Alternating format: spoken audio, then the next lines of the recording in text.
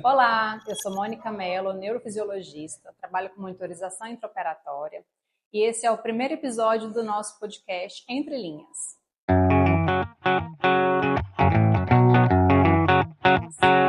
Hoje eu estou aqui com o Dr. Pedro Felisbino, que é ortopedista, especialista em cirurgia de coluna, e nós vamos falar um pouco sobre um assunto que ainda gera muito medo, que é a escoliose. E Pedro, eu queria começar do básico. O que é escoliose? Então, sim, a escoliose ela é uma deformidade, né, da coluna vertebral que a gente define no plano coronal, que a gente fala. É o paciente sendo visto de frente, uma deformidade do eixo, né, longitudinal. E é uma deformidade que geralmente aparece aí mais nas meninas, mais comum nas meninas, do ponto de vista das escolioses idiopáticas. A gente tem as meninas aí no estirão do crescimento, e aí vai de 9 até 13, 14 anos, que é a época que mais a gente observa o início. E é basicamente o estirão, né, do crescimento delas. E isso é uma condição comum? Acontece muito? A escoliose, sim, ela é definida em torno de 5 a 7% das meninas, né, na idade da adolescência. E o que chama a atenção? O que os pais podem observar? Os primeiros sinais para ficarem atentos para investigar essa condição? A escoliose, como ela é uma deformidade, né, então ela vai apresentar algumas alterações na criança, no adolescente, que é geralmente uma simetria da altura dos ombros, uma simetria da cintura, né? Em casos mais avançados, a gente consegue observar uma certa gibosidade, tanto no tórax quanto na região do flanco da criança. E é interessante também porque, por acontecer justamente em uma fase em que o jovem está começando a mudar o corpo, em que as mudanças hormonais, físicas acontecem, é muito comum também passar um pouco despercebido, né?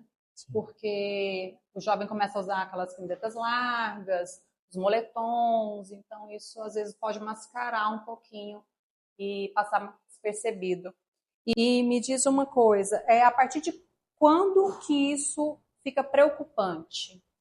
As escolioses, assim, a gente define escoliose as curvas acima de 10 graus, com desvio no plano coronal. As escolioses que a gente tem que começar a ter mais atenção são as escolioses acima de 20 graus, principalmente nos esqueletos imaturos, nas crianças menores, porque isso existe uma chance de progressão. As escolioses acima de 50 graus no indivíduo imaturo ou maduro, elas geralmente são de tratamento conservador, cirúrgico. E o que é realmente um jovem ainda em fase imatura de crescimento? Assim, os pacientes, nosso esqueleto, né, geralmente varia isso, o crescimento e a maturidade. As meninas geralmente vão adquirir aí essa maturidade por volta dos 18 e os meninos até 19, 20 anos. E geralmente a criança ela tem alguns estirões. O maior crescimento geralmente é no primeiro ano de vida. Eles crescem até o quinto ano, geralmente. E aí do quinto até o estirão do crescimento, eles vão manter uma velocidade de crescimento um pouco estável, uma velocidade baixa. E aí a partir do estirão eles vão ter uma velocidade de crescimento alta, que geralmente é quando a gente vai ter a acentuação das deformidades. Uhum. E para a família saber, assim, para os pais, existe um momento ideal para começar a fazer esse acompanhamento? Você fala de já observado já a Uma vez escoliose. que eles observaram que a criança, que o jovem está começando a ter uma simetria de ombros, né, uma postura às vezes um pouco diferente. O início do acompanhamento ele tem que ser precoce, né? Até mesmo pela orientação do colega que vai, o especialista, porque o paciente, em algumas fases do crescimento, ele pode ter uma evolução muito rápida da curva, em 2 anos essa curva atingir um valor angular muito alto, né? Uma curva muito alta, aumentando os riscos para essa criança. A partir do momento que você faz o diagnóstico, o acompanhamento geralmente é quadrimestral. A gente acompanha as crianças, adolescentes, com 4 meses, ou de 4 meses, né, com exames seriados. E E eu vou te fazer algumas perguntas que são meio clássicas e que muita gente não sabe se é mito ou verdade. Sim. Mochila pesada causa escoliose? Isso não tem muito fato, assim, não tem nenhuma evidência científica que justifica isso, certo? Assim, a escoliose, geralmente a gente não sabe a causa. Então, essa escoliose que é idiopática, em específico, a gente não tem uma causa. Então, existem várias teorias, mas a gente não tem uma causa específica. Então, mochila, jeito de sentar, geralmente não tem muita... Sentar torto, então, também não tem nenhum fator porque que é só comprove postural. nenhuma... No caso da deformidade da escoliose, ela é uma deformidade estruturada. Então, a gente tem algumas alterações anatômicas que evoluem. E a postura não vai mudar isso. E você me falou da escoliose idiopática, mas existem outros tipos de escoliose? As escolioses, geralmente, a gente divide em 3 tipos, né? As congênitas, que as crianças nascem com algumas malformações e essa coluna vai se deformar ao longo do tempo, do crescimento da criança. A gente tem essas idiopáticas, a gente não sabe as causas. E a gente tem as neurológicas, né? Geralmente são os pacientes que têm alguma lesão neurológica e também evoluem. E além disso, a gente tem um 4º tipo, que eu esqueci de comentar, são as sindrômicas. As crianças com alguns tipos de síndrome específica, eles têm um risco maior de escoliose. O mais comum que a gente vê é o Marfan, os pacientes que têm as síndromes neuromusculares. Mas aí entra no meio das neuromusculares. Ela já entra nas neuros, certo. E me diz outra coisa também. Um jovem que começou a ter o desenvolvimento de uma escoliose, começou a fazer acompanhamento, atividade física nesse caso, pode interferir de alguma forma, piorando ou melhorando essa condição? A atividade física regular, assim, ela ajuda na manutenção dessa criança em menos deformidade. Né? Porque você vai estimular o sistema muscular, neuromuscular dessa criança e vai melhorar essa parte. Certo. E toda escoliose tem que operar? Não. As escolioses cirúrgicas geralmente são as escolioses acima de 50 graus, né? Porque são as curvas que têm um risco de progressão mesmo após o indivíduo adulto. Então, o caso que a gente operou hoje, né? A mocinha tem 15 anos e tem uma curva de 77 graus na torácica e 65 na lombar. E ela já vinha acompanhando há 2 anos, um pouco de resistência do pai, né, para operar. E aí hoje, esse começo de ano, eles decidiram operar e a gente foi fazer. Ela teve uma evolução rápida? Ela teve uma evolução muito rápida, que a gente começou a acompanhar ela com 13 anos. Ela já tinha uma curva já de 40 e tantos graus. Uma indicação de atenção. E essas evoluções rápidas, essas causam uma apreensão muito grande nas mães, né?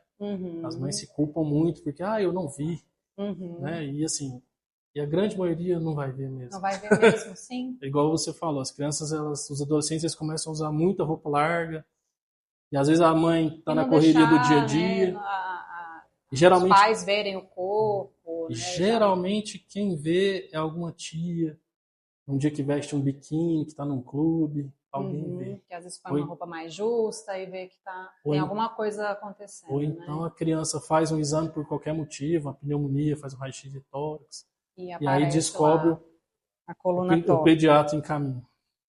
E antes da indicação cirúrgica, tem algum outro tipo de tratamento que pode ser feito? Sim, a gente tem os exercícios, né, fisioterápicos associados a isso nos pacientes imaturos, claro.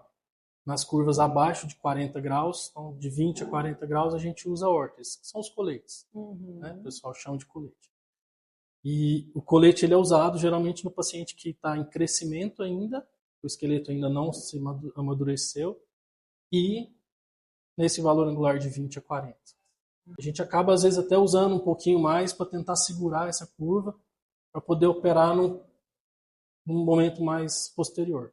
Mas, geralmente, a gente usa só com 40 graus. E nas escolioses que tem uma progressão rápida e que acabam não operando, quais são os riscos de não corrigir essa deformidade? Os riscos das deformidades graves, geralmente é restrição pulmonar, né, porque o pulmão não vai desenvolver de uma forma correta. Geralmente o abdômen não vai desenvolver de forma correta. E essas esses pacientes vão apresentar algum tipo de restrição, tanto respiratória, cardiorrespiratória, quanto também trato gastrointestinal. Nas cirurgias, qual que é a sua maior preocupação durante uma cirurgia de escoliose? Bom, não só a minha preocupação, mas dos pais, né? Assim, o maior medo dos pais é o déficit neurológico, né? Que é a perda da força das pernas, a paraplegia, que é o maior estigma dessa doença no ponto de vista cirúrgico. Os pais não preocupam nem de outras coisas, eles só querem saber se a criança vai andar ou não depois da cirurgia. Porque existe, né, é histórico isso, que o risco de déficit neurológico era maior antes das tecnologias que a gente tem, inclusive a monitorização neurofisiológica.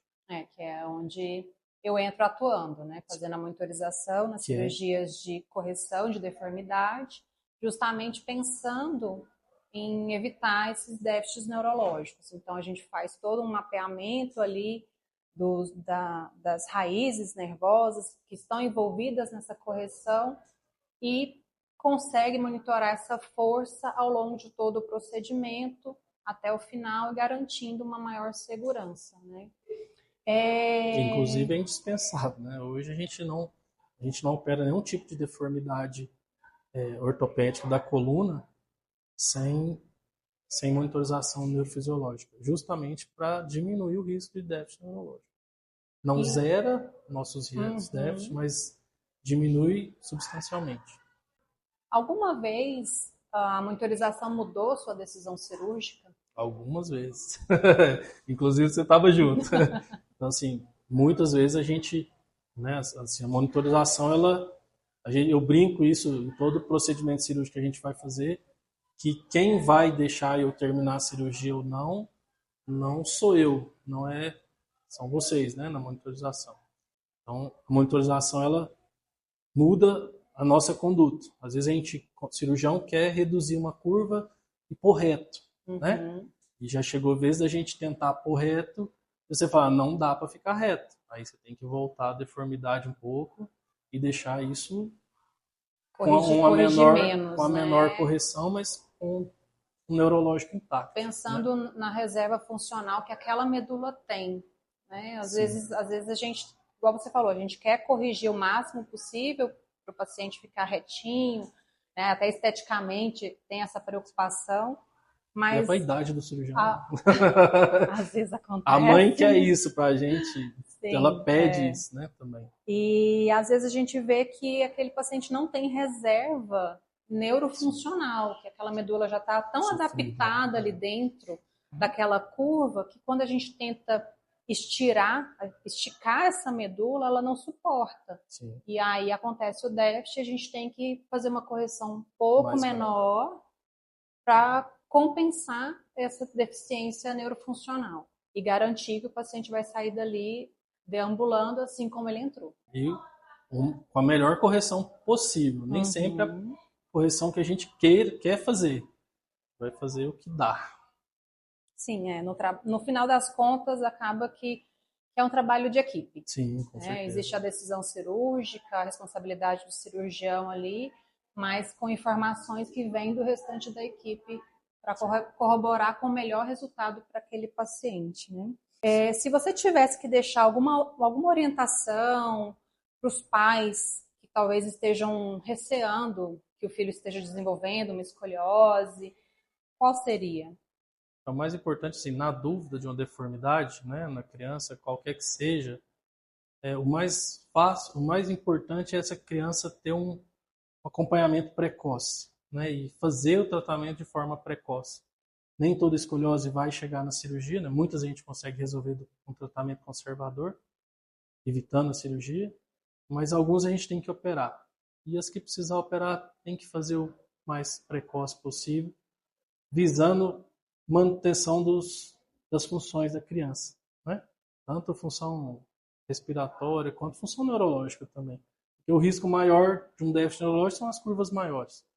E se a gente atua num momento mais tardio, essa curva vai estar pior. Mais difícil de corrigir, com maior risco, mais rígido, né? Exatamente. Tá certo. Pedro, obrigada. Eu que agradeço.